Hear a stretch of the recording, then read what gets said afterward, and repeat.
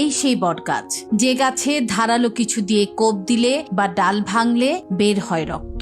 সেজন্য শত বছর ধরে কেউ এই গাছের ডাল, লতা, পাতা কাটেন না বা ছেড়েন না। বটগাছটি বেড়ে উঠেছে প্রাচীন এক মসজিদের দেয়াল আঁকড়ে, যে মসজিদটি গাজী কালুর আসন নামে পরিচিত। বটগাছটি নিয়ে প্রচলিত আছে নানা গল্প, নানা কল্পকাহিনী। এটা গাজী কালুর আসন বলা হয়। আর এই গাছগুলো কেউ কাটে না, আর এই গাছগুলো কাটলে রক্ত বের হয়, ওই থেকে আর কেউ কাটে না।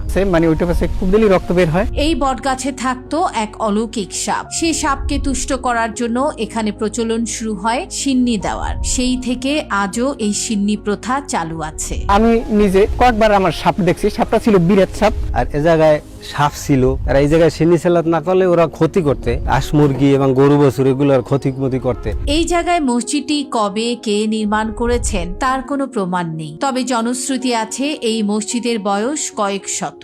মসজিদটির নির্মাণ শৈলী দেখে বোঝা যায় মোগল আমলেই এটি তৈরি করা হয়েছে। পটুয়াখালী পৌরসভার ৯ নং ওয়ার্ডের ওয়াজেদ আলী মৃধার বাড়িতে গেলেই দেখা যাবে এই গাজী কালুর আসন খ্যাত মসজিদটি আর সেই রহস্যময় বটগাছটি।